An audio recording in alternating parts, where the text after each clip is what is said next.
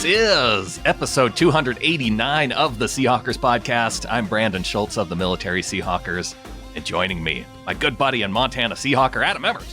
It's going to be a really difficult show for me, Brandon. I was coming into this thinking that I was going to make myself a promise that I wasn't going to make any chance puns, and we'll see how well that goes for me. But that's my goal through this podcast, is to not make any puns regarding the word chance. Oh, that's going to be tough. An offensive lineman, considering one of our new signings. So I know we're going to see how that goes.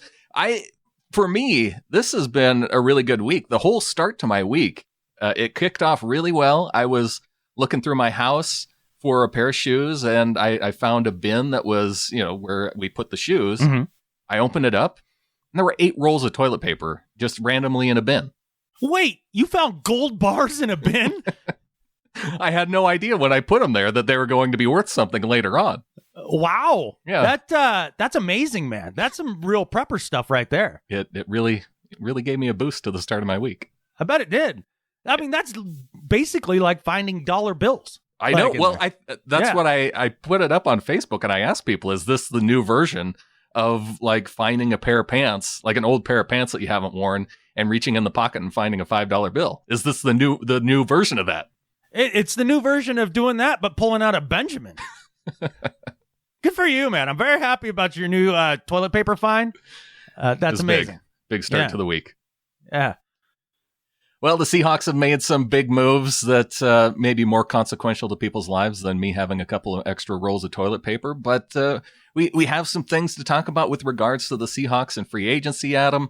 I feel like things have been a little bit more active than in past years, and that's a good thing. It certainly feels that way, right? I didn't go back and compare the amount of activity this year to years previous, but it does feel like it is a bit more.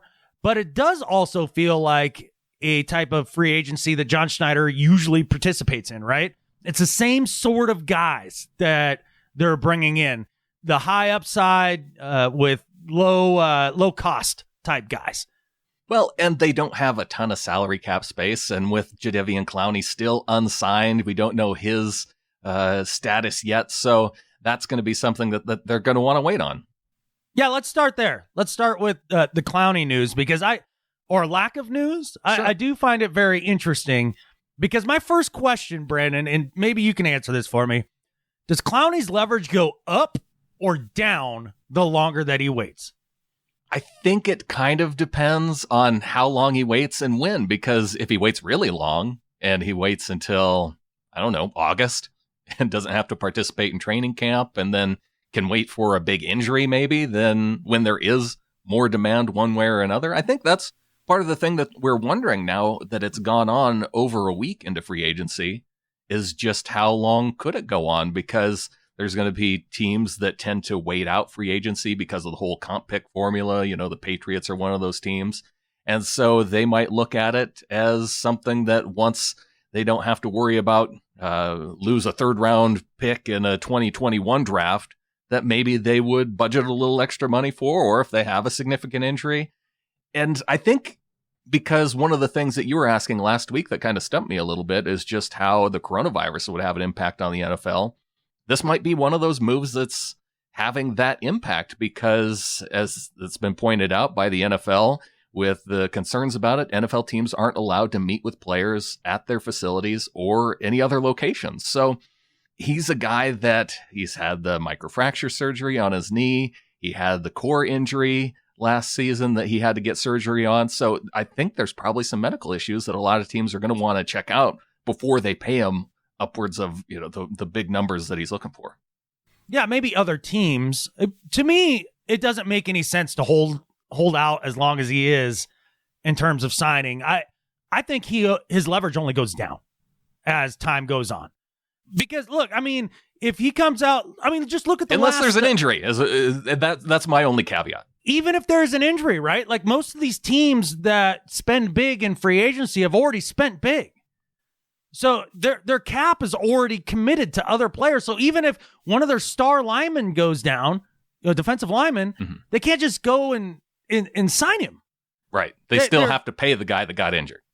Correct. So I don't see that as being a a big boon for him potentially. You see that the offer from the Dolphins was $17 million a year, and that's from a team that would have to overpay to get him to come there because they're a perennial loser. And that was their overpay offer. That's astounding to me. And if it's true that the Seahawks have offered him $18 million, it's clear the open market isn't going to offer him more. Yeah, and I have a hard time with all the numbers that are being thrown around, right? Because you see 18 million, you see as low as 13 million, and I think the way some of these numbers play into each other is that, okay, let's start with the 17 million from the Dolphins. That could have been a 3-year deal. We don't know the length of the deal, and I think the higher numbers are going to be more of the long-term deals. So 18 and a half, maybe that is over a 4 or 5 year deal where the Seahawks can spread out a signing bonus over a longer term period. And if you see numbers that are around 13, 14, maybe that's more of a 1-year deal. So I think that's what we have to consider when we see some of the numbers thrown around. Sure. But at this point, I understand he wants $20 million a year. Guess what? He's not going to get $20 million a year. That market clearly is gone. Correct. So basically, he's like your 3-year-old kid who's been throwing a fit because they want a candy bar for dinner. And you're like, you're not getting a candy bar for dinner. And so they stomp around and they cry and they pout and you send them to their room and they sit there and they pout. Like, at some point, you got to come out and eat dinner or you die. Right? You need food. So is this bothering you? Yes. This is pissing me off. Really? Okay. Sign a damn contract. Make a decision. What are you doing? You don't like guys sitting on the fence. That's your problem with this. It is. Jadeveon Clowney is a fence sitter right now, and I know that this bothers you almost more than anything else. Oh, it does. Just make a catfish decision. Do you want to play first or not? Yeah. Like, that's fine. Just say something. Yeah. Like, what is this? Maybe. Like, for what reason? Just so you can make less money? Because your leverage keeps going down further and further and further? Like, it's annoying me to no end. I could see, you know what, though? I can kind of see that because if you look at it from his position, okay, yes, he probably wants Khalil Mack money, which is $21 million.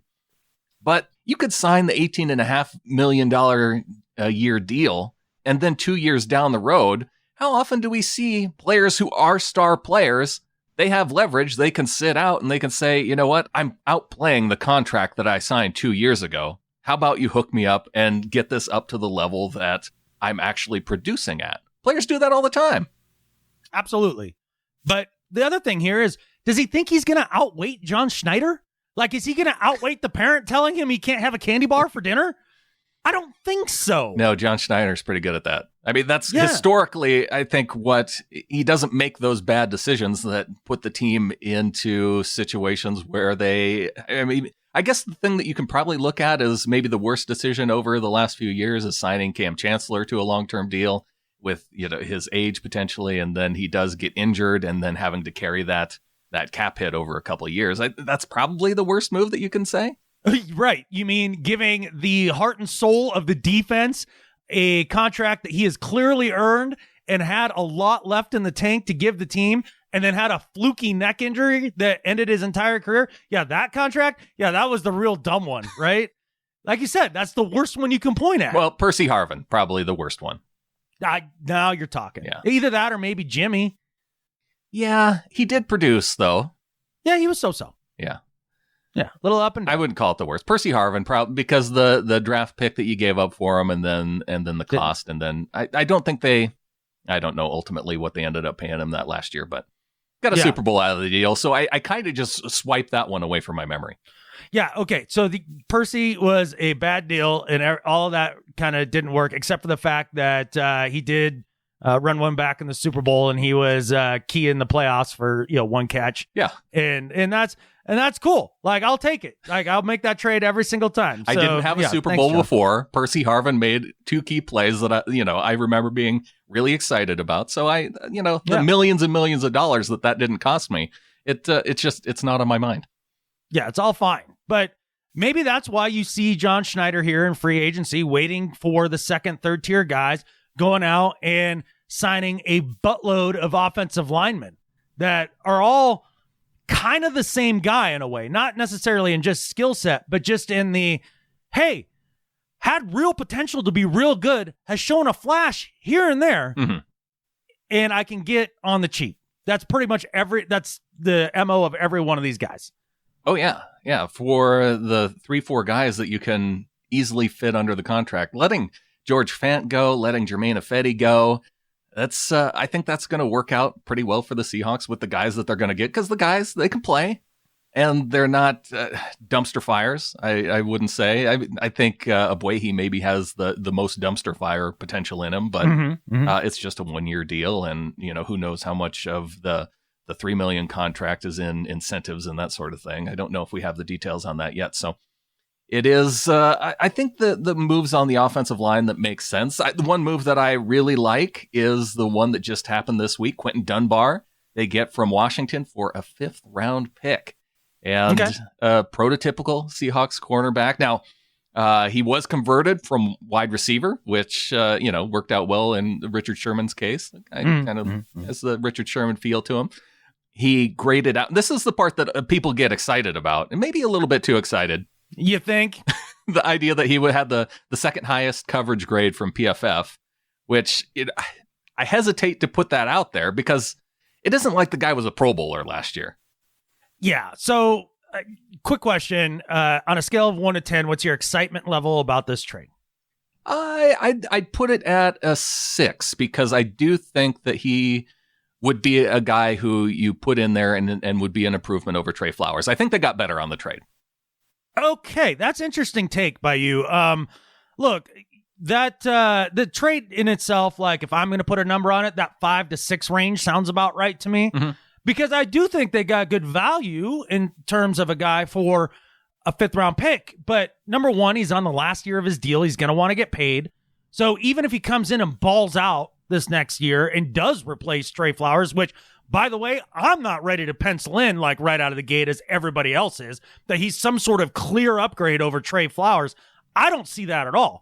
But so he comes in, let's say he does replace Flowers, does ball out. Now you got to back up the freaking truck and pay a corner a bunch of money, which is not what the Seahawks should do. That's a position that they should never pay top tier money for. They can always find another dude. That's what they do. And that's what Pete Carroll is good at. He trains up corners.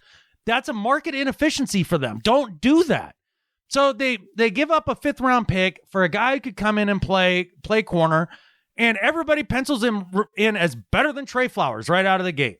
Really? So you're telling me a guy that used to be a wide receiver, who was an undrafted guy who played for the dumpster fire that is the Washington Redskins, couldn't break the lineup for like the first 3 to 4 years of his career and gets injured all the time, and then has a great half of a year for the Redskins last year, and he's the guy that's better than Tre Flowers, who came in as a rookie and played really, really well and played an average corner level last year, the entire season, both seasons. That guy Dunbar is better than Flowers. Like, we're sure about that. I don't think that, well, I think there's some people that feel as though they're sure. And I think he will be the starter over Flowers this year, just based on the fact that he's going into his 6th season now. So he has a little bit more experience. Now, the first couple seasons, he was converting over from wide receiver to corner. So that takes a little bit of time to go through that conversion process. Flowers is going through the conversion process of safety to corner. At least it's still on the defensive side of the ball. But I do think that the injury history is a concern too. And the first couple of years was just him not being in the lineup, just because I think that he wasn't good enough to crack the lineup. He did have significant injury in 2018, and then last year was kind of minor injuries. And I think there's something to that idea of him being unhappy in Washington and with his current contract situation, wanting to leave. Is that going to get better this year? I don't know. It is a risk, I think, with this type of situation. But a 5th round pick for a guy with that kind of upside, I think is a risk worth taking. And even if you only get him for 1 year, a 1 year upgrade over Tre Flowers, that's okay. Tre, he'll still be on the team. People are talking about cutting Flowers. I mean, come on now. Why would you do that? Yeah, that makes zero sense to me. I think the idea that you say, or not you, but the proverbial you, that people say that this is clearly an upgrade over Flowers, I think is insanity. I don't get that at all. I think he might be. I think that competition is going to be very close all throughout the offseason if there is an offseason. But I don't know. Maybe just because he is 6'2" and he runs fast and used to be a receiver, and it's all those things, right, that sound like Richard Sherman, right? And I think that's why people all automatically go, oh my God, we got, basically another Richard Sherman for a 5th round pick out of nowhere. Do you think the Redskins are letting Richard Sherman walk out the door for a 5th round pick? No, absolutely not. Bill Belichick let Justin Coleman walk out the door for a 7th round pick. So this is one of those times, if you're a general manager and John Schneider is calling you about a defensive back. Yeah. And it's fine. I mean, I guess I like the idea. I think in terms of a 5th round pick, great value for that. But I think people are overstating Quinton Dunbar in who he is and how good he actually is right now at this moment. Yeah. And how he's going to fit in the system. There's a lot of unknowns here yet. And I'd say pump the brakes on the Quinton Dunbar hype just a little bit. It's a little out of control. And I think a lot of that goes into the PFF score. But I see guys, that we've had on the show, like Samuel Gold, who is a Skins fan, and yeah, he says he likes the deal for Seattle. He likes Quinton Dunbar. So I put more stock into a guy like Sam Gold saying that it's a good move for Seattle. And yeah, I don't think he's saying that, he expected Dunbar to be the next Richard Sherman or anything, but he likes him as a player and he thinks he'd fit for the Seahawks. And he plays that right side of the field. So it naturally just makes me think that he's likely going to either push Tre Flowers or he's going to be an upgrade. He's going to push Tre Flowers. I think that's really what it is. Flowers has the advantage of playing in the Seahawks system for the first 2 years of his career. We've seen a lot of guys come in and struggle with that whole kick step technique that Pete Carroll teaches when they first arrive. I mean, I just see this as going to be as being a much harder transition than most people seem to think. I kind of see the possibility that he could end up being the slot corner. Maybe. I mean, he doesn't play a ton in the slot. He doesn't. But he used to be a wide receiver. You're telling me he can't go from being on the outside of the hash marks to the inside of the hash marks as a defender? Well, I mean, couldn't any of these guys? Couldn't Tre Flowers go from playing on the outside to the inside? That could happen too. Couldn't Shaquille Griffin? Happen too. And you know what? The idea of Flowers moving inside might make some sense in the terms that he used to be a safety and so played more on the inside of the field. Might make more sense to him. I don't know. But based on alignment, based on personnel, if you have a speedy guy in the slot, maybe Dunbar makes more sense. If you have a tight end in the slot, maybe a guy like Flowers makes more sense. So I think it could be a personnel type thing too. Sure. I think you got a starter level player in Dunbar for a 5th round pick for 1 year, and that's a nice trade. And we'll see what kind of happens from there. They got better with this trade. More, they would improve more with this trade than they would have been spending it on a 5th round pick on a guy that may or may not make the roster next year. Yeah, maybe this is more certain, right? Because you've seen the guy play in the league. Yeah, is the big difference. But to be neck deep with a shovel in Tre Flowers' grave, I think is a little premature. Yeah, I think that's fair. That's just all the articles that I saw when this signing went down. Basically, I saw the trade, come across the screen, and all I could think was, who the hell is Quinton Dunbar? Looking at Pro Football Reference, I like to look at the numbers, and not just the numbers in terms of production, but the actual numbers that he wore. He wore number 17. Yeah. Which, you know how I feel about a wide receiver wearing a number in the teens. Right. Then he switched to 47, which, how much sense does that make? Is that even... I don't know. Who wears numbers in the 40s? Long snappers? Sometimes, yeah. Linebackers? Yeah. Long snappers and safeties. Okay. But then he switched to 23, which is a good Seahawks number. True. I guess he's a Jordan fan as well, right? Oh, yeah, that makes sense. I was thinking maybe he was just a Marcus Trufant fan. I'm going to go with Jordan having a larger impact on young athletes. So when you think of Marcus the number Trufant. 23, your mind just goes to Jordan and just skips over Marcus Trufant? Yeah. Every time. Okay.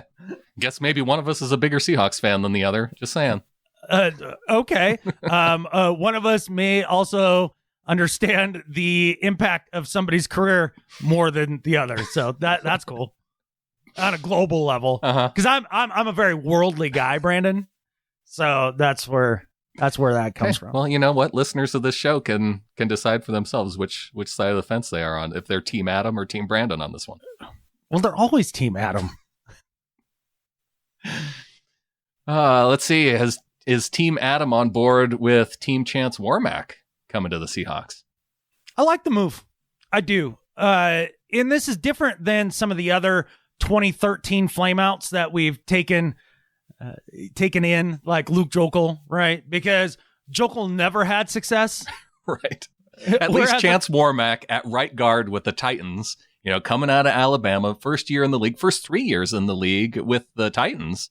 He had 3 good seasons.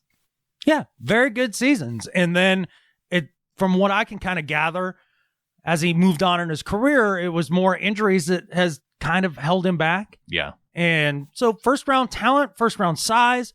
I like the idea that John Schneider took a gamble on Warmack, and that makes me very happy. Nice self-censor on that one. Yeah. With all these moves, I try and look at the red flags. I try and look at the potential.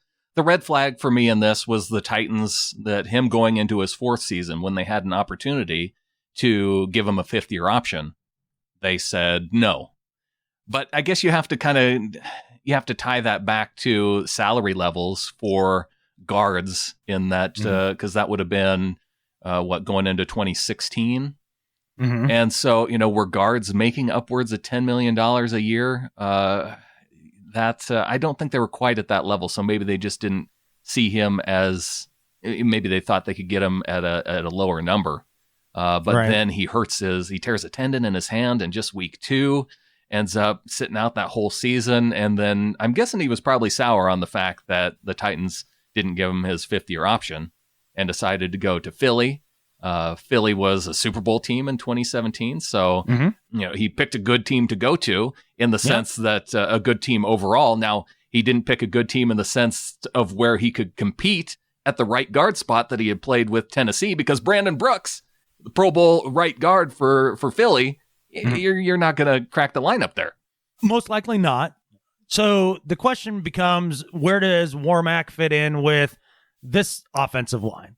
And I mean, you kind of look at who you got going here and where they might plug him in, and it makes sense to me that he'd be the Upati replacement, right? I don't know. I think they have enough guys at left guard that now he can play there, and he has played at left guard. Right. I think this is a move to push DJ Fluker. Really? Yeah. Arguably your best offensive lineman? Arguably. Yeah. But it could be a potential upgrade. You're not going to take that upgrade if he's better at right guard than left guard? Well, who are you penciling in at left guard? I see Phil Haynes competing for left guard. I see Jamarco Jones competing for left guard. And I see BJ Finney, their other offensive lineman, signing, competing for left guard. So I think there's 3 guys there. I think you need a guy to compete with DJ Fluker. I'd rather see Jamarco Jones competing at right tackle, I think. Didn't we decide that he can't really play right tackle so much? What, because his rookie year, he tried it for like half a minute and then busted up his leg? Well, and then he played left tackle for Dwayne Brown, and that didn't go so well. Yeah, that's left tackle. Oh, yeah. It's not right tackle. It's a tackle position. They're not all tackles are the same. Check out the salaries. You'll see a difference. I understand that there's a difference, and right tackle may make more sense for him, but he was a left tackle in college, so... Yeah, well, that's what I'm saying. He actually played tackle in college. Like, who's competing with Shell at this point? Yeah, is it going to be a Boyhe potentially, or is it going to be... Yeah, I guess I would hope maybe a draft pick. Yeah, maybe. That's the thing about all of these free agent signings on the offensive line is these guys are fairly interchangeable. I mean, BJ Finney was kind of a Swiss Army knife sort of guy. Mm-hmm. You know, I think Warmack could play about anywhere inside. I mean, maybe short of center. I don't know if he's ever tried it, but he could be right guard or a left guard. You know, Jones, you're talking about plugging him in at left guard. I mean, but he could compete at the tackle spots. Phil Haynes, he's there's guard. a lot. Yeah, I mean, we'll see. I mean, we haven't seen much out of him at all, so it's tough to, you know, pin a lot of hopes there. But they seem to be collecting enough guys that are interchangeable enough. They still have Ethan Posick on the roster, who's interchangeable at center and guard. Right. That everybody's kind of just going to compete at all of it is more or less what I get out of it, except for maybe Dwayne Brown. Yeah. Dwayne Brown's set at left tackle. Right. And for me, Fluker. Okay. I don't think Fluker is set. That's bizarre, but okay. No, I think that the Warmack signing is the Was DJ Fluker good or not good last year? He was okay. Yeah, he was good. You're saying that there's no possible way to upgrade over DJ Fluker. I'm saying that the idea that a guy like Warmack, who was good for a couple years and then wasn't good, is going to beat out DJ Fluker.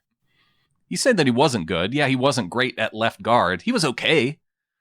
But, you know, he wasn't good enough to beat out Wisniewski, I guess, for the Eagles at left guard. So yeah. I guess that's a concern. But put him back in the position that he had success at, which was right guard at Tennessee. Right. And let him compete. Why do you want to Fluker. get rid of Fluke? I don't want to. I just want okay. I want the potential of an upgrade. All right. I guess when I'm looking at the offensive line, when I'm hoping for a potential of an upgrade, that is one of the positions that I feel in the starting five needs it the least, I guess is what I'm getting at. Apart from Dwayne Brown. Correct. Yeah. Dwayne Brown and Fluker, and then Britt when healthy. Okay. Like, those three guys are your best three. Okay. Well, I guess I just look at the two, and I say, okay, you got Britt, you have Dwayne Brown, right. And the other three, you work in the best three guys. Right. So, and I guess both of us are still penciling Britt in because we're not of the part of the fandom that can't wait to jettison Justin Britt because y'all be greedy and you're just looking at cap space. Yeah. You know, it's okay to spend on an offensive lineman, especially a guy who's been one of the leaders of that group and like a Seahawk for his entire career and is regarded highly by, you know, the league as a whole. He's a hell of a center. Like, why are you trying to get rid of him? All you can see is dollar signs. Come on, people. Well, I can see it because what they've done so far. Okay, let's bag on the Seahawks a little bit for what they haven't done so far. Okay. They haven't really addressed the defensive line. And apart from bringing in Bruce Irvin and re-signing Jaron Reed, which I think you and I might agree that wasn't a move that we expected, that he would come back. And so maybe we thought there would be more movement on the defensive line because that the salary that Jaron Reed is taking up would have been dispersed among maybe one or two other players coming in. But they haven't addressed the defensive line yet. And what was the biggest problem last year? The defensive freaking line. Right. Specifically pass rush, right? Yeah. And I think kind of the big reason for that is because of freaking Clowney and his indecision. Well, they could move on. The Seahawks could say, okay, we're going to move on to Everson Griffin and another guy. Right. But Everson Griffin, older and maybe a better pass rusher, but is he a better overall player? No. But if your desire is to move on and solidify it right now, you could do it. You could, or like Clowney could just make a freaking decision and you could sign the younger guy with more upside. Do you think? No, it would have leaked out if they would have agreed to it because there is that thing that the NFL's put out that says that teams are prohibited from officially announcing that they have signed a player until they've agreed to terms and they've passed a physical. And, Yeah, you're very hung up on this, like, stupid order that the NFL put out that is not going to be followed because teams are going to leak this crap out in all sorts of different ways. That would have been leaked out. I don't know what I was thinking. Yeah. Okay. It's kind of like in the NBA where they were trying there for a while to keep the players from talking with one another in the offseason. And it's like, because they were forming super teams together. Right. Sure. Yeah, you're gonna regulate that. Good luck. Yeah, it would have gotten out by now. I mean, just based off of all the other rumors that are out there. So let's go to wide receiver. We can go to wide receiver. You know what? Let's start out at wide receiver because I will go through, Adam, my top 10 list of the best moves so far. And it turns out wide receiver comes in at my number 10 spot on my list. Interesting. Okay. Philip Dorsett, the 10th best move that I will say that the John Schneider and the Seahawks has made so far this year. Okay, let's circle back to Dorsett. I think I'm going to need to hear the rest of this before I make comments here. Did you want to talk about other wide receivers? No. I want to talk about Dorsett, but I'm just curious about all the guys that you think are a better move than Dorsett. Oh, okay. Well, I put him at number 10 on the list because I think he's an upgrade over Jerron Brown. I think he is more of an outside type receiver. He doesn't have a ton of snaps in the slot over his history of his career, even though he is a smaller type guy. But he can go out of the slot. It's just that he's more of an outside guy. So you want me to go up my list before you circle back? Okay. Yeah. BJ Finney, number 9. I see him as an upgrade over Ethan Posick. I don't see him as a replacement for Justin Britt. Okay, interesting. I would already put Dorsett above Finney because Dorsett will actually play where Finney, you're talking about an upgrade over a backup lineman that may not see the field. But that's cool. Okay, continue. Okay. Number 8, letting Tedrick Thompson seek a trade, which means he's probably gone. I think that's a good move. Yeah, okay. I might, I'd keep that one above Dorsett. All right, fine. Greg Olsen, the Seahawks signing Greg Olsen. I count him as part of this free agency, even though it came before the free agency period started. I would agree. Okay. I'd concur with that. Number 6, I have the Brandon Shell signing, which also means that if Eddie's not coming back, and he's the guy that I kind of pencil in as the right tackle now. Okay. I would say that the Dorsett and Shell deals are similar in importance to me, but okay. Yeah. Dorsett. Here's why Dorsett is kind of low for me. He's going to be... I don't get the rest of the list before I get to defend this? Okay, no, that's fine. We'll go through the rest. All right. Number 5, trading for Quinton Dunbar with the Skins. I think, like I said, I think he will be an upgrade or push Tre Flowers to be the starting caliber corner. Okay. I do think that Dunbar's going to end up being your starting right corner on day 1, though. I disagree, but okay. Number 4, signing Bruce Irvin. This could go higher or lower based on his contract number. We still don't have his contract number, but here's a place where they address the pass rush. And so I put it in here at number 4 just because we don't have the numbers. Yeah, I think it's more important than the Greg Olsen signing. Out of everything that you've talked about to this point, this would be my number 1 to this point is Bruce Irvin because he had precisely double as many sacks as our sack leader last year. He's a professional football player that you can pencil in and you know exactly what you're going to get. And you've seen him in this scheme and succeed. I think that is a tremendously important signing considering how piss poor the pass rush was last year. This is the one part where, and maybe I should have this one as my number 3, but I wanted to couch it with the idea just not knowing the contract number yet, because if he prevents you from, if his contract number is to the point to where, I don't know, $8, $9, $10 million to where you can't add more guys to the pass rush because of Bruce Irvin, then that would bring it down from being as high as, number 3, which is where I have the Chance Warmack signing because of everything that I laid out. Just that I do think that he offers that potential of being a significant upgrade on the offensive line. Sure, left guard. Even if I don't care. If he plays left guard, right guard, I think he can be an upgrade over Upati last year, and I think that he could be an upgrade over DJ Fluker. False, but yeah, as far as left guard, you're right. You have this burning desire in your heart for DJ Fluker, I think, and I like him as a dude too, but I think there's room for improvement there. He's a mauler. He's consistent. I can count on him. He is a guy that has that sort of personality that kind of fires up the rest of the team. I mean, he's a warrior. Yeah.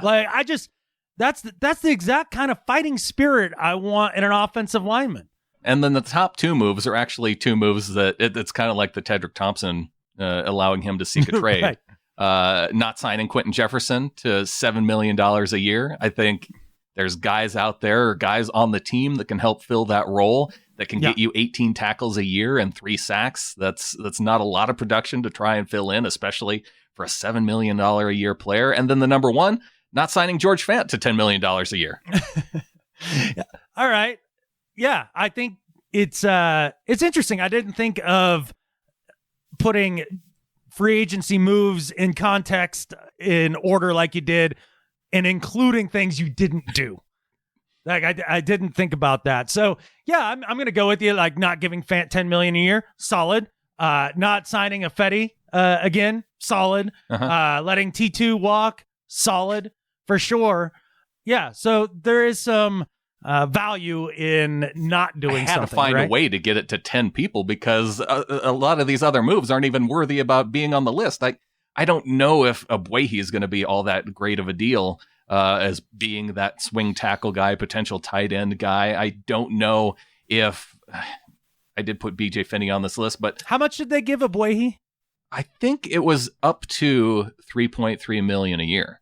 Okay. So you could either have paid Fant $10 million a year to be the extra offensive lineman / tight end, or Abuehi $3 million. Yeah. Makes sense. Yeah. And Abuehi was a top pick. Yeah. And he can do George Fant things. And maybe he has higher potential. Okay. I guess I look at a lot of these guys that have been in the league, and you can kind of project who they're going to be on your team because you've seen them be something on other teams, right? Sure. Like I don't look at Abuehi and go, oh my gosh, like I bet you he's going to suddenly blossom and be a starting tackle. I don't. He's George Fant's replacement. I don't look at Shell and think, oh my God, like he's going to be so much better than a Fetty. No, probably not. He's Fetty's cheaper replacement. Like yeah, with a few less penalties. Cool. Like I look at Dunbar. I see you were good for half a season. Neat. We'll see if you can do that with more consistency. I mean, you can see all these guys like Philip Dorsett, and you can be like, all right, I can pencil you in, and I know what you can do. And I've seen some people that really don't like this signing. Oh, it's okay. Yeah, I mean, I'm not fired up about it, but I think it's definitely a Malik Turner upgrade, a Jerron Brown upgrade, a David Moore upgrade. And the reason I believe that is you said, well, he's more of an outside guy than a slot guy. Well, kind of. He's both. Sure. He does both about equally, especially if you go back and look at last year with New England. They would sometimes they'd line him up inside, but then run him on those little pick plays. I mean, rubs, because it was the Patriots, and then bring him over the middle. I mean, he played in the middle of the field quite a bit. He still is able to run, the go routes and be quote unquote a deep threat. Even though he doesn't get on top of guys as much as you'd think with that speed. Sure. He's more versatile underneath than I think people give him credit for. And his hands are very good. I mean, he's a solid professional receiver at your third wide receiver slot. And let's say you do believe he's more of an outside receiver than an inside receiver. Okay, fine. So when you are running trips, you bring Tyler Lockett in and he runs those slot routes, and Philip Dorsett's running your outside routes. Or, I mean, there's a million ways to get him involved. And then you saw the Patriots too. They ran him on a lot of those jet sweeps and that sort of stuff with a little bit of success. Look, you can pencil him in as a 30 to 40 catch guy who's reliable. He's professional. He's a lot like on the same level as Bruce Irvin. He's a guy that's been around a little bit. You know what you're going to get. And I think people are going to be pleasantly surprised as to his impact on the receiving core in the sense of just bringing that stability to the third wide receiver spot. Not going to light it up. Not going to be, a surprise like DK Metcalf was last year, but a guy that you can count on to go out there and be a real pro and be effective. And that we've been looking for that for a while. Well, and I think that was when we went into this offseason, as far as people talking about a number 3, wide receiver number 3. He fits into that type of mold. Is he going to be the third best target on the Seahawks next year? No, I see him as maybe the 5th or 6th, because you're going to have Tyler Lockett, you're going to have DK Metcalf, you're going to have Greg Olsen, you're going to have Will Dissly. And then you're talking about maybe, competing for receptions out of the backfield with whoever the running back is. So in terms of the number of receptions that he's going to get, it's not a significant impact. But I think that's why the receiver spot wasn't a position that we looked at. We talked about wants and needs last week and how improving at wide receiver, the depth this far down was a want, not a need. Mm-hmm. I think this fills that role, though. Oh, it certainly does. And then when Josh Gordon is reinstated and the Seahawks bring him back, now you've got 4 pretty talented guys. There's your actual wide receiver 3. Why? Why is he your actual wide receiver 3 over top of Dorsett? Because he's better. Okay. Is he? I mean, at this point in his career. In terms of talent? No, at this point in his career. Yeah, about equal, I guess. About equal. That's the way I kind of see it. Just depends on what kind of matchup you want. I mean, you trot Gordon out there against, your bigger safeties and corners, and if the team's a little more, diminutive, then you bring in Dorsett. Or if you got some slow guys you want to burn. And the thing that I do like about the way Dorsett fits in, even if they do play him inside a little bit more, he can run those seam routes and things like that and do a lot of vertical routes that fit in well with what Russell Wilson likes to do. Yeah, I think it's a fine move. Solid. I'm not going to get upset about it. I'm not going to get upset about it. Well, a lot of these moves, you're talking, when you're paying a guy $2 to $3 million to play on the team, yeah, it's the bottom end of the pay scale now. Right. So and is your team better or worse? I think it's better. It is. Over Jerron Brown. Even though I think we talked about it a few pods back, and I was like, I'm not real interested. I didn't know that you'd get him for a year for, a chump change. I figured somebody would pay him a little bit of money just based on the first round pedigree. Yeah. Do we know what he's making? I thought it was like $2-3 million, wasn't it? 3. I want to say 3.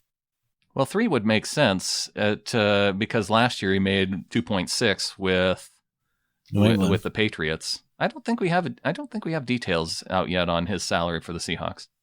I swear I saw something, but maybe I just made it up in my head. I don't know. I know I was thinking about 3 just based on what he made last year, but yeah, I guess maybe I came up with 3 because when they signed him, I'm like, I hope they signed him for about 3. Yeah, it feels right. It feels right. Yeah. All right. Well, going back to defensive line. Okay. The status there is a little bit depressing to me. I think interior, for starters, Jaron Reed, Poona Ford, you have your starting lineup set. Yeah. The depth, Brian Monet, Naz Jones is still on the team. Yeah. And DeMarcus Christmas. Those are your other 3 guys. Okay. Of those 3 guys, Monet probably has the most starting experience. DeMarcus Christmas, they allowed him to stay on the roster after having the back injury in the preseason last year. Naz Jones sat out all year on IR with a knee injury. So you have a couple injury guys that you're hoping can come back and at least provide some competition. You figure that between Naz and Christmas that you get one of those guys coming back off an injury that will make for a solid backup defensive tackle, right? I think that's a fairly safe bet that one of the 2 of them, because we saw Naz Jones come out and actually do some really cool things early on in his career. Mm-hmm. So, that's a guy that I'm still excited about. Monet proved himself to be a reliable plug-in guy, which that's fine. Would I like to see another defensive tackle brought in that has a little bit of game-wrecking expertise? Yes, I would love that. I don't know how many times I got to jump on the Mike Daniels train, but yeah, he's still out there. He'd be a great rotational guy on the defensive line. Shoot, Mike Bennett, I think he could pick up for a song still, and he could come in and actually, give you a little something as a rotational lineman. Not like he used to, but for 5 to 10 plays a game, he could be that sort of guy. There's dudes out there in this 3rd tier of free agency, which we haven't quite hit yet, that I think that's where you're going to see John Schneider make a flurry of moves. But, it's all going to happen once Clowney stops holding the organization hostage with his indecision. Yeah, you know what? There's some people that are really upset about this whole Clowney business, to the point that they almost don't want him to come back because for the fence sitting for a week. Yeah. Do you want to be here? Do you want to be here? That's you know what? At basically some it. point, though, I think John Schneider does have to ask himself that question, right? Exactly. How long do you wait? Well, you know me, I would have been done waiting by now. I'd have given him my best offer, and if that wasn't on the table, I'd be on to other moves. Yeah. Like You know, the whether Ngakoue that trade or... Yeah. I'm moving on. Okay. I mean, because I like Clowney a lot. I think he's worth a big contract, and I think he's the type of talent that you can build a really good defensive line around, but he's not Reggie White. You know what I mean? Like, I'm not holding my whole team hostage over Clowney. Yeah. You want guys who want to be here. Correct. Al Woods doesn't want to be here. That's fine. He went to Jacksonville. Bye-bye. We looked at the interior, looking at defensive end. You got Bruce Irvin, Rasheem Green, LJ Collier, Brandon Jackson's coming back. And some of those guys are guys that can bounce from the outside to the inside too, I suppose. I don't know that you want to bounce them from the outside to the inside, man. We need outside guys too. We do need outside guys. But I just think of, these are all bigger defensive ends, Bruce Irvin is the one guy that's kind of in that 250, 260 range, whereas I guess I don't look at Collier being all that much of a speed guy. Brandon Jackson, not a speed guy. No. But I don't care if you're a speed guy or a power guy when it comes to rush. Yeah. Yeah, like just get there. Hey, there's a couple guys that I didn't realize who were on the roster at defensive end when I went looking down the roster. Shakir Soto. That's a person? Adam, he's been on the team since December 24th of 2019. Oh, really? Yeah. Oh, okay. I thought I was a fan. Apparently not. And Pita Taumapenu. There's a guy named Jalapeno on the roster? Taumoapenu. Okay. All right. Yeah. So he was a 6th round pick for the 49ers back in 2017. Oh. I'm surprised you don't remember that. Yeah, me too. Very impactful guy. I don't know, man. The defensive line, yes, it's frustrating. I kind of wished... I talked about this a few pods ago. I was like, look, I don't much care how they spend their free agents' money as long as it's on defensive line and offensive line. I'd prefer the emphasis be on defensive line, and it seems to have gone the opposite way. I kind of wish they had taken the same approach to the D-line that they've taken to the offensive line. Yeah. Give me some guys that have some potential, some upside, competition. I want to see it. And we're just kind of left holding the bag. In a draft where defensive end isn't a strength. I guess you got to bank on the fact, if you're the Seahawks, that Collier is going to be better. An actual contributor, somebody that is worthy of the draft capital that you spent on him. Yeah. If he pans out like you hope and takes that kind of leap, pair him with Irvin and one more guy. Yeah, I don't like hoping for guys, though, necessarily for guys that that you're going to be starters. But yeah, there is still time, though, to make moves, to make trades. Like, who would have known that the Dunbar trade was out there, for example? I guess we'll see. And we'll see if there's any other teams that are willing to pick up players off of the Seahawks free agents. This far in, the only free agents that have gone to sign elsewhere are George Fant, Quentin Jefferson, and Al Woods. Right. I think that's... Remember when everybody was saying that somebody was going to pay big for Ifedi? Yeah, it's not happening. It's almost as if the league evaluated him the same way that most of us did. I do wonder, though, if he just valued himself too high, and if there was a deal at the start of free agency that he just passed on, and now he's not going to get it. Yeah, sounds a lot like somebody else out there needs a sign. Like Clowney. Yeah. Maybe the Seahawks have now gotten to the point to where other teams aren't willing to pay big for our free agents. Well, geez Louise, they paid big for Fant and Jefferson. Well, Jefferson, I wouldn't say big. It was... For what he's done? Well, yeah, okay. Yeah. The numbers guys, they love what Jefferson did. Yeah, cool. He's fine. Like, he's a fine player. He's a league average defensive lineman. Fantastic. I just wouldn't have paid him that kind of money. That's all. Yeah. How about the idea of bringing in an aging pass rusher on like a 1 year, small contract? Like, Terrell Suggs or Matthews, or does any of that kind of float your boat? Or maybe 2 or 3 of those guys. Well, and I think that's some of the names that you're down to now, right? Right. And those are going to be the guys that probably come more in the April, May timeframe after teams have gone through the draft and they're looking to see where they can fill out their rosters in certain positions. I could see Matthews making sense at a certain number. You know, you brought up Michael Bennett's name. Terrell Suggs, yeah, if he's not done. I've heard he might not be.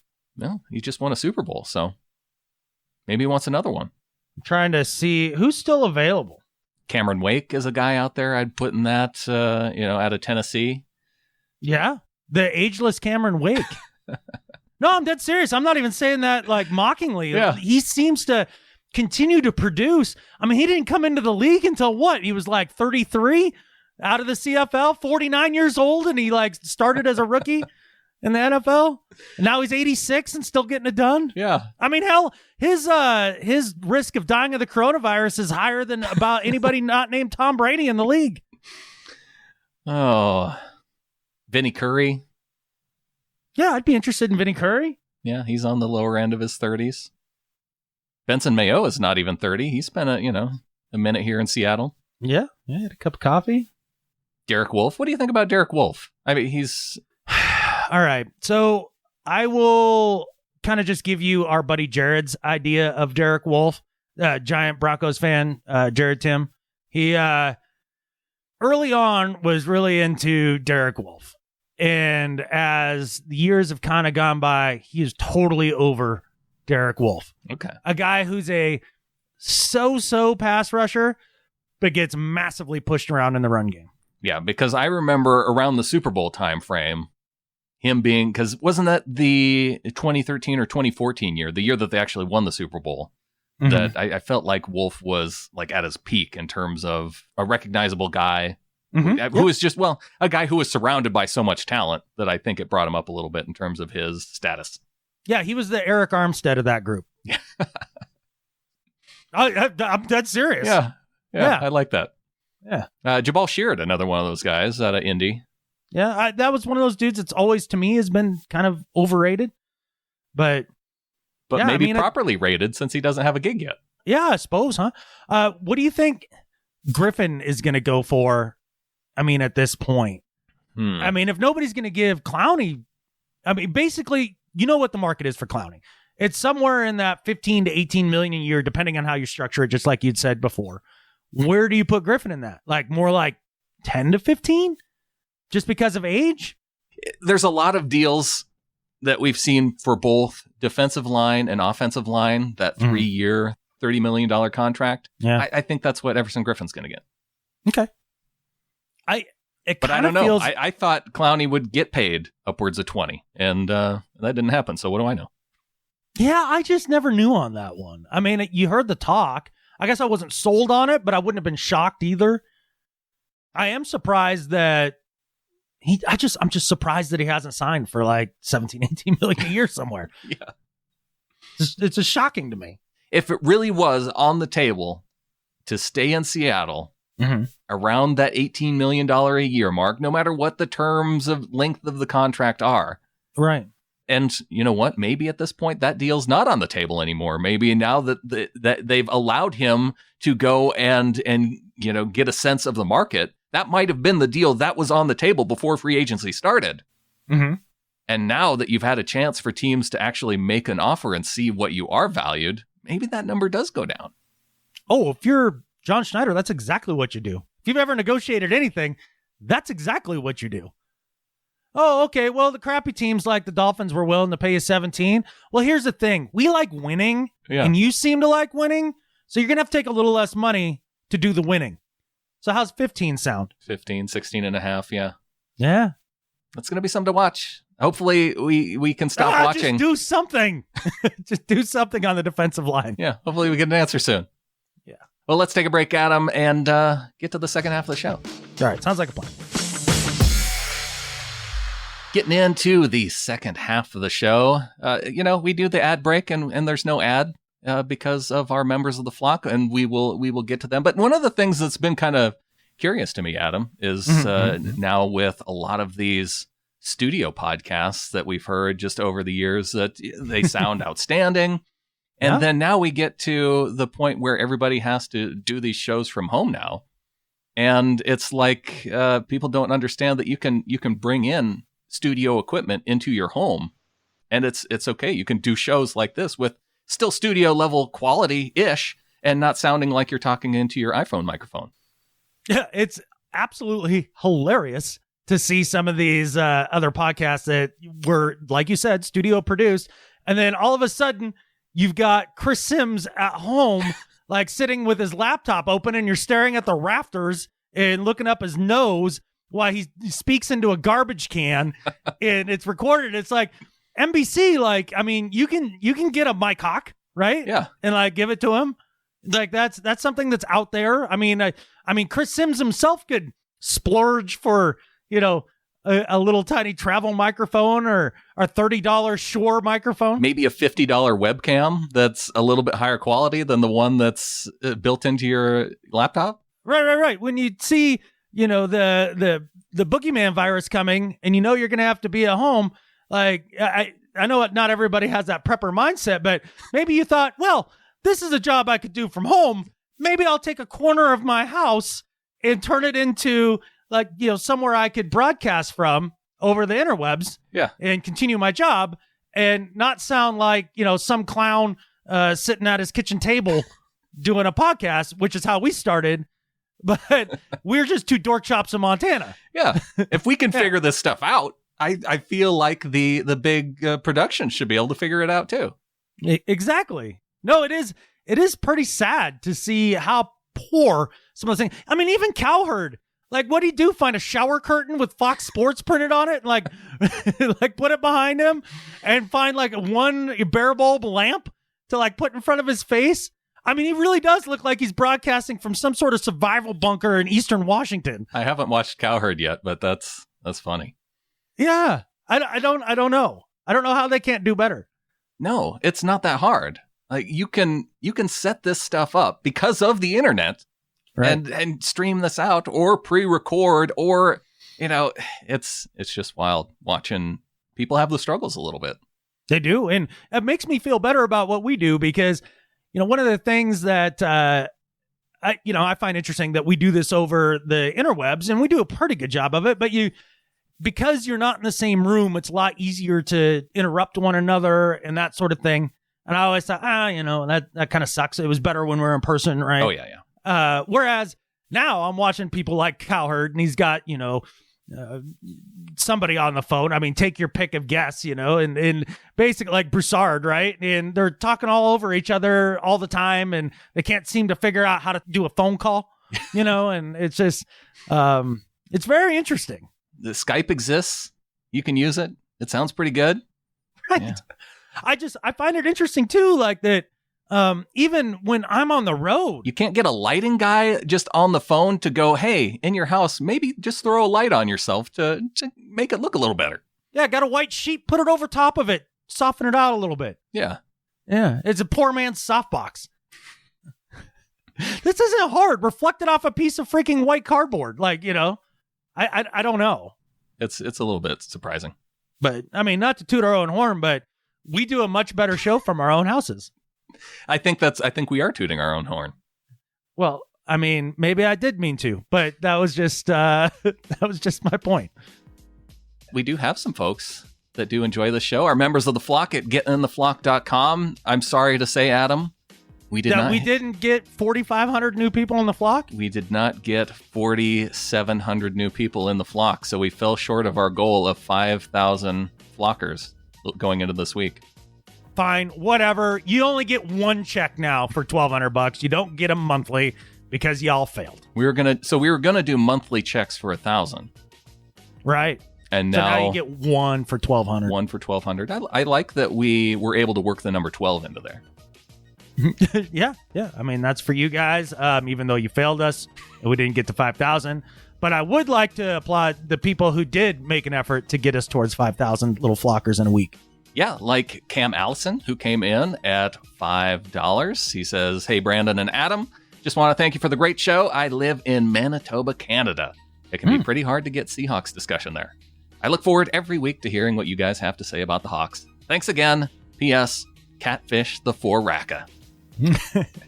Catfish the 4-Racka forever, right? Oh, yeah. Thank you very much, Cam. I appreciate that. And yeah, we're doing our part. Get everybody through the, what did we call it? Virageddon? Yeah. Jason Kaloger came in with a raise from $1 to $3, says, and there is no message. Oh, okay. I think, thanks to Jason. I think the raise speaks for itself. Absolutely. Yeah. Nathan Combs also gave us a raise from $5 to $12.12. Thanks to Nathan. Ooh.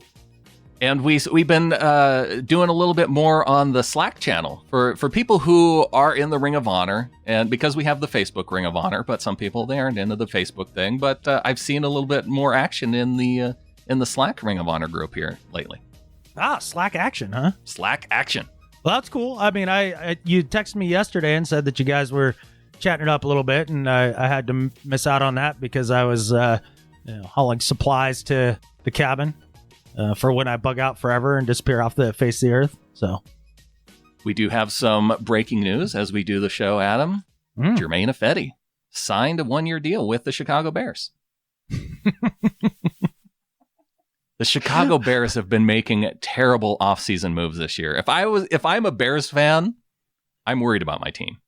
So their GM's Ryan Pace, correct? Yeah. Okay. They signed Jimmy Graham, who is way, if you're signing Jimmy Graham to a 1-year, $2 to $3 million deal, sure, that's okay. With all options on the table, like no trade clauses in there and guaranteed money, things like that. Yeah, he has a no trade clause, $9 million guaranteed. That's a bad deal, Chicago. It's a bad deal. Yeah, did you want to go through the list of some of the other ones because they are amazing? The trade for Nick Foles? Yeah, that was another bad one. Wow. Oh, but you could have waited and had Cam Newton and not given up any draft capital at all. Yeah. But not only have Cam Newton, but have him at a tenth of the price. Than Nick Foles. Yeah. He might get Nick Foles money. Oh, God, no. You don't think? Oh, absolutely not. What are the Bears paying for Nick Foles right now? Well, I mean, okay. I'm sure Jacksonville is paying part of the salary. Well, yeah, they had to pay all of his signing bonus. Right. So I don't know what exactly the Bears are paying this year. It's got to be in 15. the $20 million range. Yeah, they're paying his base salary 15, and then I guess maybe roster and workout bonus, so maybe almost 16. Okay. I figured it was closer to 20. I guess Cam gets about that. 10 to 15. It's interesting, though. I mean, so you bring in Nick Foles, and a guy who's not necessarily mobile, right? And, to shore up the offensive line to be sure that he's going to be okay and a, productive starter for you, you bring in Ifedi. So that's but don't worry. Ifedi will buy Foles the extra time for Jimmy Graham to create separation. And when Ifedi's struggling to block that DN, don't worry. You just slide Jimmy Graham down the line, and he'll help block. Oh man, they did get Robert Quinn though. Yeah, no, for how much? Yeah, 5 years, $70 million. No.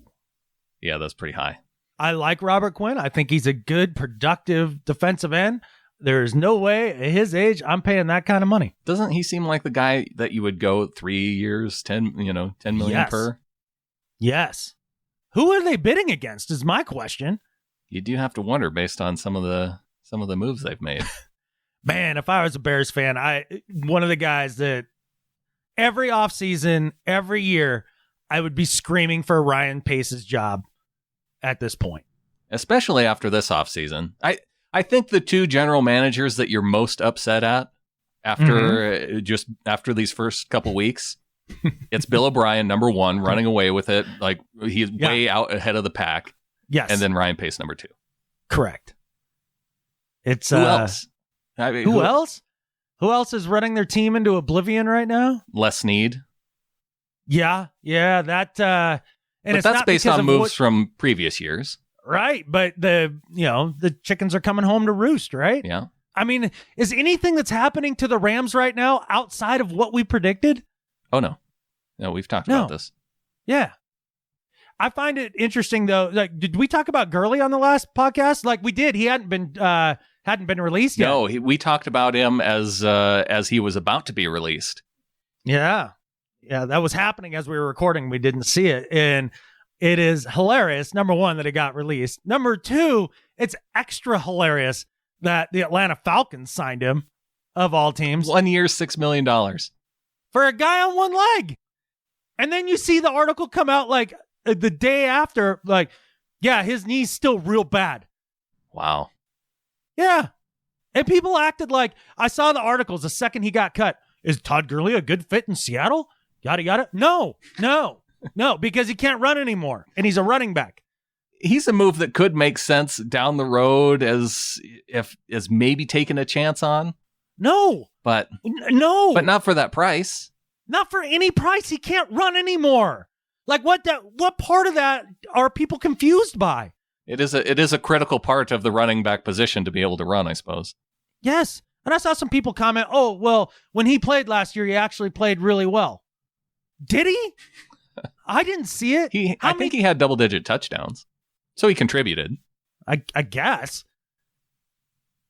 I don't know, man. I wouldn't pay them. I thought, look, maybe it's just me and my perspective on Todd Gurley. The day that he came out in the draft, I thought he was overrated. I thought he was overrated as hell when they paid him all that money.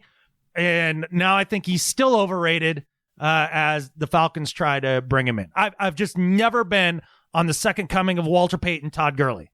That's not going to happen. Well, that's what he was billed at, and some people still buy into that hype. I think the Broncos were smarter giving Melvin Gordon money, even though I wouldn't do that. No. But it's about the same cost, isn't it? Oh, a 2-year deal with about 6.5 per? Yeah, I think it was somewhere in there. Yeah, that's fine. For a guy who can still run. It's a significantly better deal to get a running back who can still run. Exactly. No, I was thinking if the thing is, when they were talking about Todd Gurley to Seattle, if it were a 1 year, $3 million deal where you could cut him in the preseason, it wouldn't be that big of a cap hit to where you could kind of get a look at him in the preseason and then decide. You don't need to look at him, though. That wouldn't offend me at all. I'm just saying that wouldn't offend me. Yeah, I guess. I mean, you don't need to look at him. You've seen him on film. Yeah. The burst is gone. And it's sad. And I don't even hate him personally. Like, it's not a personal attack. It's just, when your knee goes bad, and the team that was built entirely around you cuts you 2 years after giving you a giant deal. I believe it was 2 years, right? I mean, that's a bad sign. The crazy thing about the Rams, and this is where the general manager made a massive mistake, they paid him 2 years before he needed to be paid. But that's okay. He kind of made up for that by signing Jared Goff to a contract that counts to like cumulatively 90 odd some $1 million over the cap over his he's a $96 million dead cap hit now. At least they were able to win an NFC championship. Yeah, correct. And at least they gave away the majority of their draft to bring in guys like Brandon Cooks, who gone, and then also trading a bunch of picks for guys like Jalen Ramsey, who's, that's fine. So for the privilege to pay him a big contract. So that's neat. If you can look at the two franchises, the Rams and the Seahawks, the Rams traded big picks for Jalen Ramsey, and the Seahawks trade a 5th round pick for a guy like Quinton Dunbar, who has a lot more, who has upside. Correct. Yeah. If you're going to trade for a dude on the last year of his contract, I like the way John did it a lot better than Snead. I mean, Ramsey is a guy who has proven it over years on the field, though, so there's that point to it. But in terms of draft pick compensation, which one's the better move? Exactly. I'm not saying Ramsey's a bad player, but, to give up that much draft capital when you've already given up quite a bit for a swing for the fences one last time, and now you just got to pay the guy, otherwise you just burn those draft picks. I don't know, man. It's throwing good money after bad. So I just saw a tweet coming in from the Ring of Honor. Jason Bonner posted a Fetty to the Bears, and Mike Clay on Twitter is saying that they actually project a Fetty as the Bears' right guard. Okay. Yeah. Well, hey, there's one thing I do know for sure. He'll be able to garner and accumulate Just as many false starts at guard as he did tackle. He's one dude closer to the center, though, this way. He can actually see the ball, like right out of the corner of his left eye. It doesn't seem to make that much of a difference. You know? He did play a little right guard for the Seahawks, and I remember that not going very well. It did not go well. That was a first-class dumpster fire. Good luck, Bears. Yeah, they have Bobby Massey at right tackle right now. Well, I think the other news that kind of went down that maybe we should touch on just a bit, just because I think it's interesting, was Tom Brady to the Bucs after we were done with the last show. I talked to Anthony a little bit about this. He seems fired up about having Tom Brady on his team. He tried to convince me, Adam, that the NFC South is now the best division in the NFL. Did Anthony text you from 2008? Was it like, did he use like some sort of text time machine? No, he told me this to his face. Really?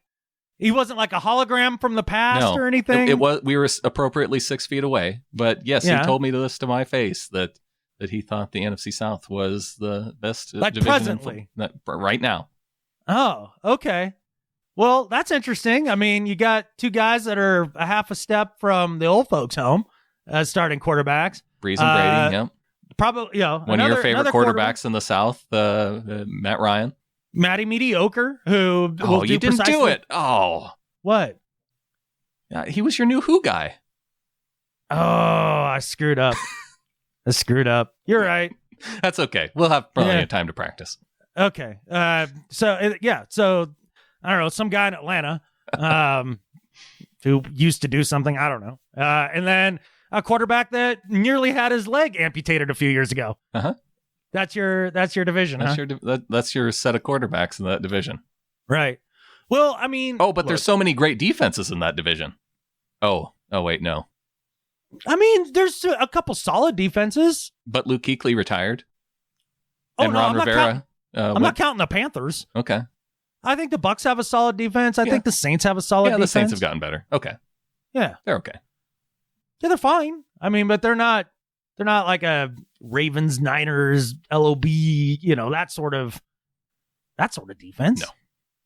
No. Not at all. I do find Tom Brady's fit in Tampa to be interesting. What do you see this season looking like for Tom Brady? Well, I do think that he's going to tend to struggle with the deep throwing part of the Arians offense. Okay, thank you. That was the one thing that I wanted to really delve into because I haven't heard one person talk about this. I mean, Tom Brady at the end of last season with the Patriots looked like a guy who, with all his might, when he reeled up to throw a ball 40 yards down the field, looked like a guy who was, like, if you had mics on him, it probably sounded like, every time he threw that 40-yard deep ball. See, I always imagined it to be more like one of the female tennis players who grunt before every shot, every volley, as he throws it. The grunt's important to get the extra power. I know that when I watched him try to throw deep late in the season last year, I would give him a sympathy grunt as he tried to do it. And it's something that I've evolved to do. Wasn't Tim Tebow a guy that wasn't supposed to be able to play in the NFL because he had such a big windup? Right. And Tom Brady takes that kind of effort to throw the deep ball now. Well, yeah, and he doesn't want to get hit anymore. No, so it's falling backward. And yeah. He's starting to do the Peyton Manning thing, or any of these great quarterbacks when they get late in their career. There comes a point where you don't want to get hit anymore, and that's when you're kind of done. That's what I've heard from all of them, where the pass rusher comes more or less unblocked, and they just crumple to the ground. Yeah. That's where Tom Brady is at now. But yeah, that fit with the vertical passing game doesn't make any sense to me. That's the way Arians likes to play. Those receivers, Evans and Godwin, I mean, that's their number one trait, right? Is they're able to stretch the field vertically. So if you're Bruce Arians, Captain Ego, do you think he has Tom Brady come in and run Tom Brady's offense like Peyton Manning did when he went to the Broncos?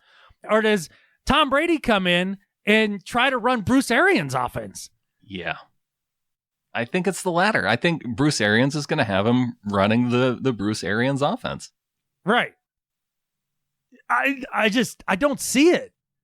I think that's going to be tough for him. I do think that they'll be better, though. Well, I mean, he'll cut down on the turnovers. There's no doubt about that. Yeah. And that'll help him. And that defense is decent. I mean, it's going to be interesting. I think the O-line is okay. I feel like they have a better O-line than he had in New England. You know, if you think about all of the aging superstar quarterbacks that have gone to different teams, late in their career, which ones have had success? Peyton Manning, Brett Favre. Those are the two of biggest note, I think. Would you say Joe did in KC? I'd say so. I mean, he got him he took into him to the playoffs. Yeah. I do think that Brady could take the Bucs to the playoffs this season. I'd be surprised if he didn't. Yeah, they'll compete with New Orleans, and now it's going to be 7 teams in the playoffs. Oh, there's that, right? But, I mean, you get 2 wins a year, right? Over Atlanta and Carolina. Mm-hmm. Or I guess that'd be 4 wins a year right there. I mean, it's a lot like playing in the AFC East back in the day. It's a step up. It's going to be more difficult for him. Yeah, and plus, he has one team to compete with instead of 0. The Bucs actually have a really tough schedule this year. I mean, in terms of opponents. Do they? Yeah, let's run down the list. I'm not up on the Tampa Bay Buccaneers strength of schedule. No. They play Green Bay at home. They play the Chiefs at home. They play the Vikings and Saints. So those are probably the 4 toughest games that they'll play at home. Okay. And then the home games that you could probably pencil in for wins are the Chargers, the Falcons, the Panthers, and the Rams. Okay. Away, so they play Chicago on the road. Actually, I feel like the road schedule for the Bucs is not that difficult. Chicago, Detroit, the Broncos, Las Vegas, Saints, Falcons. So the Saints will be tough. Panthers, and the New York Giants. All right, I'm going to go out on a limb. People are going to think I'm crazy, but Detroit's going to be tough next year. Okay. I could if they have to go to the Broncos early on in the season. Broncos always seem to play well in that first or second game.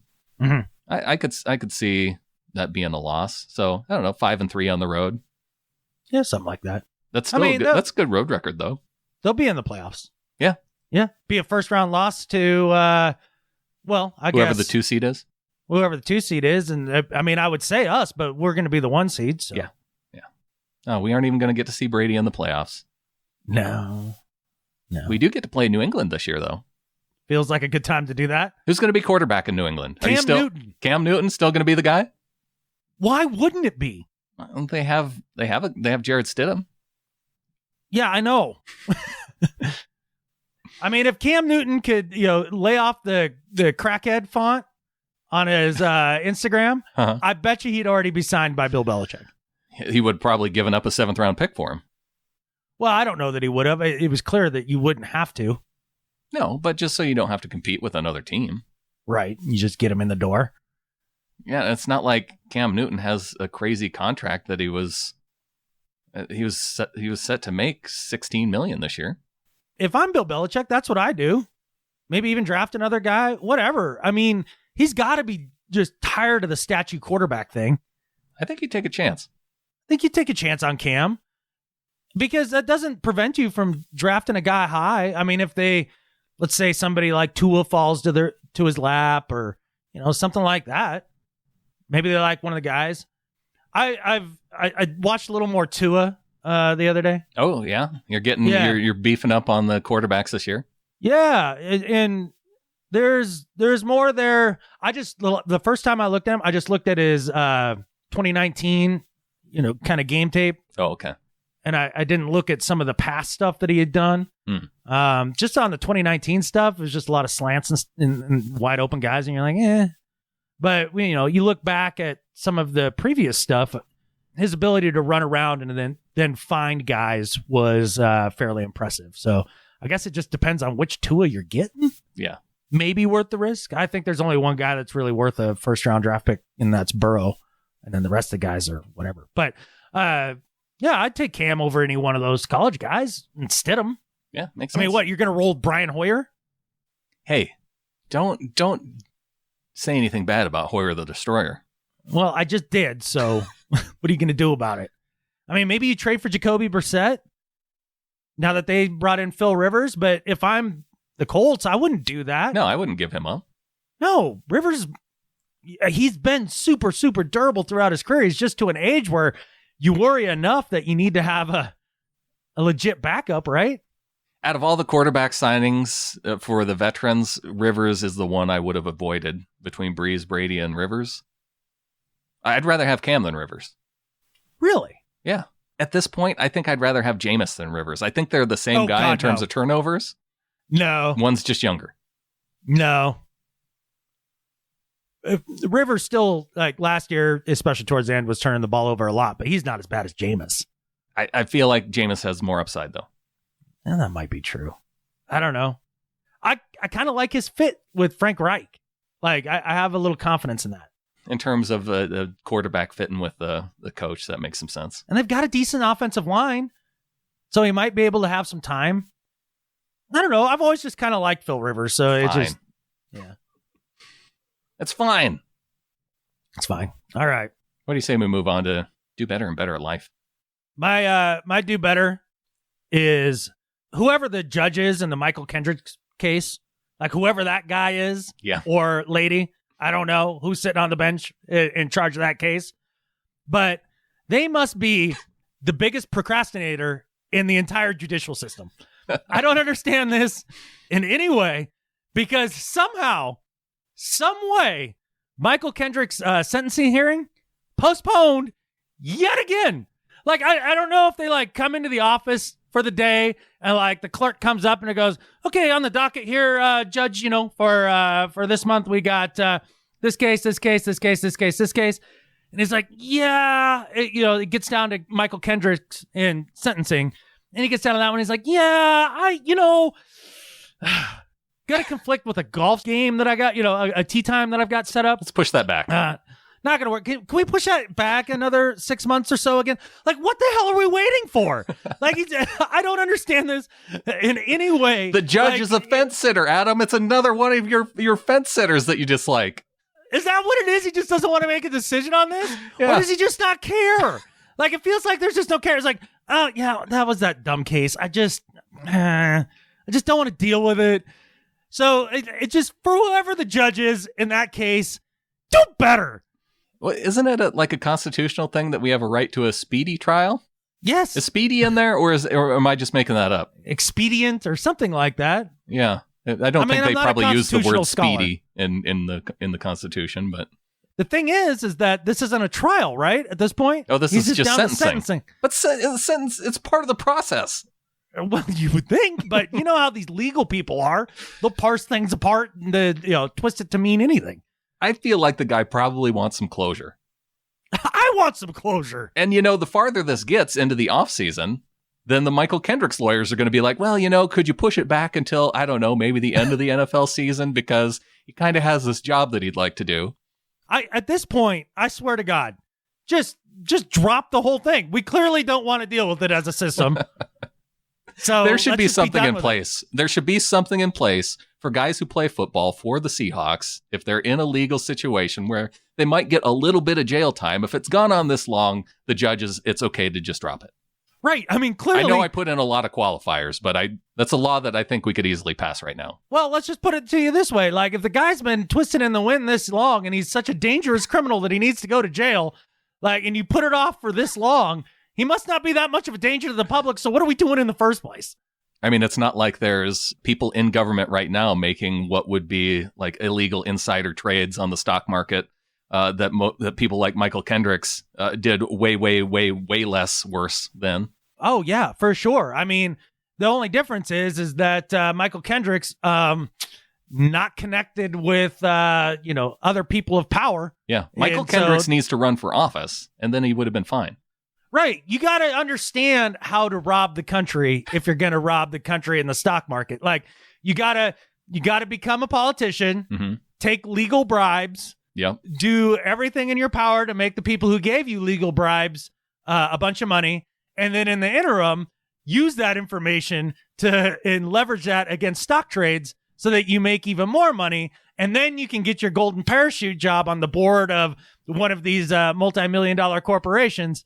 and then live out your days. That's how you do it. He just screwed up. He just chose football instead. Wow. This turned into a do better for Michael Kendricks. Yeah. Yeah. If you're gonna crime as a politician. Oh, it turned into kind of a sad state of commentary on our political system. I don't know if I like your do better anymore. That's fine. My do better, and we've already talked about them a little bit, is for the Chicago Bears. You know, we saw a statement come out before free agency started from the Seattle Seahawks that said the Seahawks continue to place the utmost importance on the health and well-being of our entire organization and search for ways to help serve and inspire our community during this unprecedented time of uncertainty. In compliance with the NFL Management Council's memo, we will withhold announcements related to personnel moves until prospective players have executed a physical examination and signed a contract. So see, are we back to this? We are back to this. And then I want to contrast this, though, Adam, with what the Chicago Bears are doing. Okay. Because, you know, not only have they signed legendary former Seahawks like Jimmy Graham, Jermaine Ifedi, Barkevius Mingo, they're announcing these rather than following the NFL Management Council memo that Why does this stick in your craw so much? That the league put out. Because the way the Bears are doing this, apparently they set up a deal to where they have to make the announcements and put a little branded Snickers on every one of their tweets. And so since they can't actually officially announce these signings, they have to say per reports and referencing other reports about their own actual signings. Like here's one. Per reports, we have agreed to terms with Jordan Lucas at Snickers, #TheBears. And there's the picture of Jordan Lucas from the Chiefs with a Snickers logo in the bottom. So because they had this prior agreement with Snickers, and then the NFL decides that they can't come out and actually make the announcements, but somehow they feel they have to be kind of first, like they can't wait for the actual official announcements, like we've seen on Monday with the Seahawks making the official announcements with BJ Finney and Abwehi, and, you know, after they've had time to actually put the paperwork through and make it official, whatever the rules are with the league. The Bears have to go, and not only are they just saying per reports, they aren't even giving the dude credit who actually broke the news of the actual reports in the tweet. So for the Chicago Bears, the way they've gone out for this, and just as a Snickers branding tactic, do better. So we have who's better at life than Skip Bayless as a positive segment, right? And then we've got do better, which is like, what the hell is this crap? Right. I think we need a third one. That's because it's a positive, better at life than Skip Bayless, and then it's a do better for the people that are need to do better. I think we need a third segment that is, who cares? Why does this matter in any way? Like, so the news is going to come out one way or the other. Yeah, they have this agreement with Snickers. They just want to keep getting them checks. And so they find a way around this stupid rule that the NFL put in that doesn't make any difference whatsoever. This doesn't affect anybody's lives in any way, shape, or form. Who cares? Doesn't it impact the lives of the hardworking reporters that are out there actually breaking this news, and they can't be bothered to give credit to those other than to say per reports? If you're telling me that the reporters are going to cut their teeth and make their money by being the groundbreaking reporters that bring you the news of the Jermaine Ifedi signing and a Jimmy Graham signing, then they need to be better as reporters, because those things aren't going to get you very far. Nobody cares. If you're going to break the rules, then why not just go all out and say, hey, per us, because we're the one making the transaction and we actually know. What difference does it make? It makes a difference, because why would you go through why go through the extra? It's like they're just trying to thumb. I guess you're okay with this because they're just thumbing their nose at authority and saying we're going to do the same rule. Way. Yes. Okay. That doesn't matter. So what? Who cares? My team's doing it the right way, and the sucky Bears are doing it the wrong way. That's why, Adam. That's why this is important to me. It's just in the grand scheme of the NFL, like, this just doesn't make any difference whatsoever. You just wanted to talk about Snickers, I think, is really what this all boils down to. I'm more of a Kit Kat guy, though. More of a Kit Kat? No, I thought you were a Reese's guy. Yeah, but I mean, if I'm going to talk about less superior candy, then I would go with Kit Kat. Okay, but Reese's is still at the top. Oh, yeah. I mean, it's like Reese's is the Bill O'Brien of candy in terms of good candy versus bad general managers. Okay. And then Kit Kat is probably the Ryan Pace of the challenge here. All right. Well, I just knew that you're a Reese's guy because I remember being at my dad and sister's lake house and you opening a packed fridge full of food. And there was a Reese's peanut butter cup turned so that the end of it, not the face of it, but the end of it was sticking towards one of the drawers. And within a nanosecond, you would pick that baby out. Yeah, fridge Reese's. Yeah. Who's not going to notice that? Well, not me, but yeah. But you did notice that the Bears, use that terrible language that, per reports. You know what? If they would have gone with Reese's, then it would have been in my meh at life radar segment that we're not going to do. Meh, who cares? Yeah. All right. On to better at life. Yeah. You know what? And for some people, my better at life than Skip Bayless is going to file straight into the meh, who cares category. So it really, I guess it comes full circle. But my better at life than Skip Bayless this week is for NASA. Because according to the headline here from CNN, quote, NASA fixed Mars lander by hitting it with a shovel. I love this because this is total redneck engineering at its finest on Mars. This is basically Matt Damon being a space pirate on Mars in The Martian. It's great. So wait, how did they hit it with a shovel on Mars? Yeah, so the Mars Insight lander, it's the one that they sent over there here just recently. Lands on Mars. It does a lot of different things. Like it figured out that there's Mars quakes, some other stuff, but it had this probe that was supposed to like dig down through the sand and check things out like a few meters down. Well, for whatever reason, the red planet kept burping it back out. Like it just like kind of kick it out. You'd like it'd start to dig down and it'd be like, no, get out of here. Whoa. Yeah. And it was because of the geology there. It's not like it was, living a creature from Tremors or something like that. It kept getting ejected back out. So they're like, well, what the hell are we going to do about this? Mm-hmm. This is stupid. So they as a last ditch try, they took and it began the probe digging and then took the robotic arm and used it to shove the thing further down into the soil. And it worked. They basically hit it with the shovel of the robotic arm. Oh. And now the probe is working and, burrowing as it should. So to NASA for basically doing the hit it with the hammer repair on the red planet, better at life than Skip Bayless. I mean, sometimes it's just a universal problem-solving tool. Yeah. It's like, I think they tried turning it off and on first. Mm-hmm. I think they tried that first. And then, now they're down to, well, did you hit it with a hammer? That's step 2. Step 2. It renews my faith in the fact that maybe I'd have a shot of working at the Cape, and working for NASA. You'll always have that chance. Yeah. Because I can be the guy in the back to be like, guys. Did you try hitting it? Yeah. We need to hit it with a hammer. Trust me. My catfish. It always sometimes works. Yeah. My better at life this week is also not sports related. Oh. It's for Tim.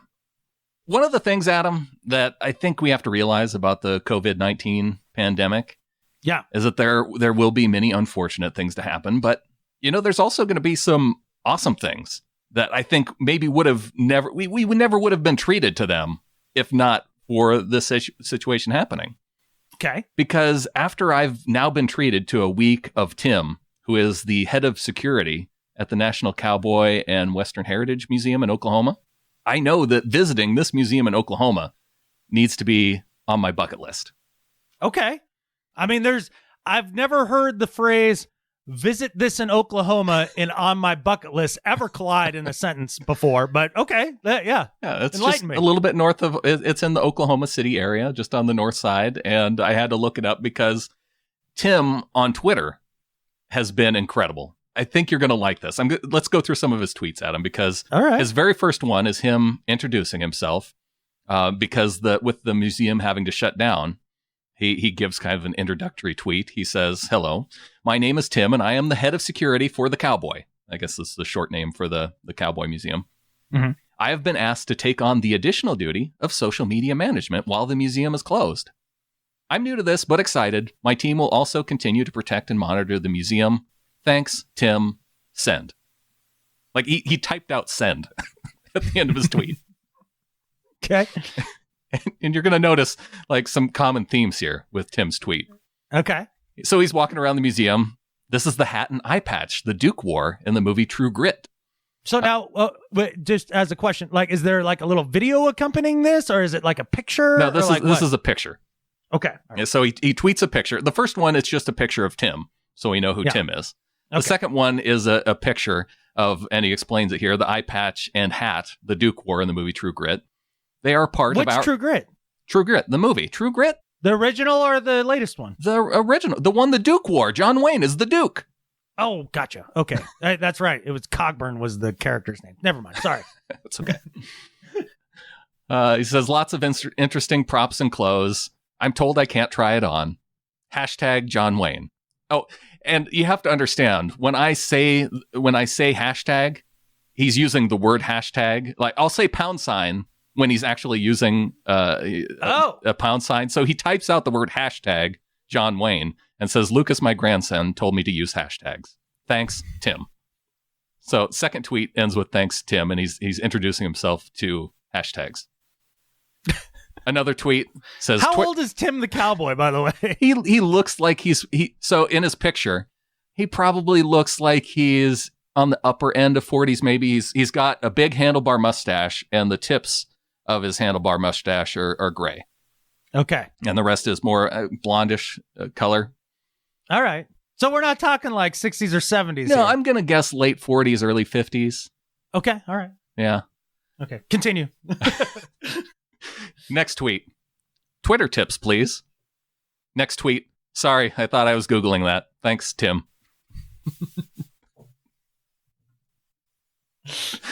And these are his boots. Hashtag John Wayne. Again, spells out hashtag. Thanks, Tim. Next tweet. Lucas, can you read this? Remember, Lucas is his grandson. Right. Yeah. Another, as he's exploring the museum, we have a very cool photography exhibition right now called Dorothy Lang, Politics of Seeing, that runs through May 2020. Her photographs are very moving. This is a photo of her. She looks like someone I'd like to have a beer with. Thanks, Tim. Shows one of her pictures from 1937 of the unemployment lines and says, it looks like it's going to be a tough time now, but we get through these tough times together, don't we? Thanks, Tim. Hello, Lucas and Kiera. There's a snake in my boot. Like, for real, there's a snake in his boot? Well, it's a preview of this next tweet because he says, here are Woody and friends from Toy Story. Woody, obviously known for his quote, there's a snake in my boot. Oh well, I didn't. Not obviously. You're not a Toy Story guy. No. They're part of our Find Your Western exhibition, exploring the West's role in popular culture. Watch the movie with the grandkids. Tried to catch them moving, Lucas and Kiera. Thanks, Tim. Thanks for all the tips, friends. Realize I have been doing the hashtags wrong. I need to use that £sign from the phone. I'm learning. Here's the costume from True Grit from 1969, courtesy of John Wayne Enterprises. £, hashtag John Wayne. Thanks, Tim. So he combined them. Yeah, he went £, and then wrote out hashtag. Okay. Seth in marketing said people would love to have me take some photos of our selfie stations in the Cowboy. Here's one from the rodeo gallery. Enjoy. And this picture is of literally a photo of the selfie station on the floor. Mm-hmm. So it's just a picture of where you would stand to take the selfie to get the photo behind him. And the horse is kind of, you only see like the half cropped legs of the horse of okay. What you would be taking the selfie with. So obviously somebody told him that this was wrong. It says, didn't get the selfie station photo quite right. I get it now. Here's the selfie station in the Warhol in the West running through May 10, 2020. Thanks, Tim. And it's a photo of him taking a selfie now, but it's him getting himself in with the feet on the ground of the selfie station. So Tim has so many more tweets. Here's another one. I'm wearing a lot of hats now. Here are some hats I can't wear. They're behind glass. Seth in marketing told me I could share this web address of a virtual tour of the Cowboy. It's a long address, so get a pen and paper ready. # #the Cowboy. Thanks, Tim. And he posts the link. and here's the last one. Someone suggested I post a TikTok. It's from our Warhol in the West exhibition. Roy Rogers alarm clock, circa 1951 from the Andy Warhol Museum, Pittsburgh. # #the Cowboy. Thanks, Tim. Okay, the last one. That's it. That's the one that gets me there. Because I'm not going to lie. Last night I was sitting drinking a couple beers, and the girlfriend was trying to explain this guy to me a little bit. Uh-huh. And I had a hard time, number one, paying attention because it was on Twitter. And then number two, it felt a little like you kind of have to be seeing the photos and everything to like really get it. Because she was like, this guy's incredible, like blah, blah, blah. Well, wait, Brittany knows of Tim? Yes. Okay. Yeah, she was trying to tell me about him last night, and I'm not gonna lie, I kind of blew it off. So you gave me a little extra context, which helps, because she was trying to describe it as, so there's this guy at a museum who just tweets things as if he's talking directly to his grandson. And that's all I got out of it. And she had a hard time like explaining it, some of the things he was doing. So my question is, does Lucas ever answer back? Like, how does he interact with Lucas, or does he do it over the Twitter thing, and then Lucas like hits him back with a text and be like, "Grandpa, yeah, like yada yada, send me yada." a text." Yeah, I don't see the interactions with Lucas. Twitter's a busy place because their Twitter account blew up because of this. Like that their tweets were, there was some interaction, but now there's like thousands and thousands of people interacting with every single tweet. Yeah. I only have one problem with this story, and that is that the Cowboy Museum is in Oklahoma. Yeah. Oklahoma. I think I have a real problem with Oklahoma classifying itself as part of the West. I understand that it is west of the Mississippi, like physically, geographically speaking.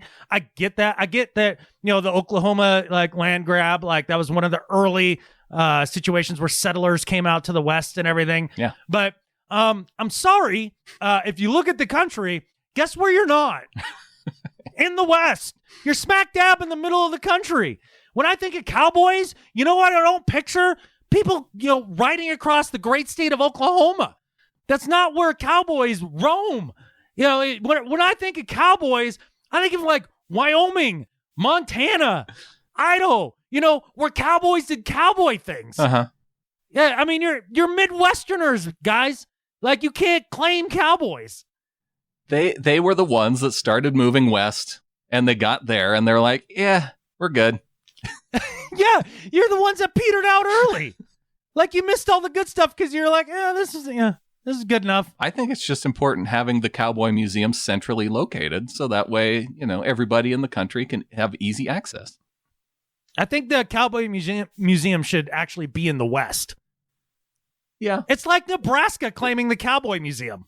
It's westish. No more than Nebraska. Do you think if Kansas is in the West? No, I don't. Oh, okay. That's what I'm getting at. But in the 1800s, people on the East Coast was like, oh, yeah, Oklahoma, that's pretty far west. Sure. I guess. Yeah. I don't know, man. It's not Arizona. It's not, California. I don't think I'd be into having the Cowboy Museum in California. Well, no, but I mean, it would have more merit than in Oklahoma, seemingly. Yeah. I don't know, man. It's a weird state. All I know, Adam, is that I now want to go visit the National Cowboy and Western Heritage Museum, and it's all thanks to Tim. So, Tim, better at life than Skip Bayless. All right. I'm going to have to actually try to, check out this Tim stuff because you are now the second random person to bring this up to me. And not random as in, my girlfriend isn't a random person to me. And, my good buddy from, kindergarten, you're not a random person to me. But that's fairly random that the two of you Two people brought up a random Twitter account. I just wanted to clarify that in case she heard this. I'd be in trouble. That random person, the girlfriend. Yeah. And me. Yeah. and nice, you. Nice how you think of us. Just as random people you happen to interact with in your life. Yeah. I don't know. You keep talking about Twitter and stuff, so. At NCWHM. Go follow Tim. Go follow Tim. And I think with that, there's only one thing left to say. Go Hawks. Go Hawks.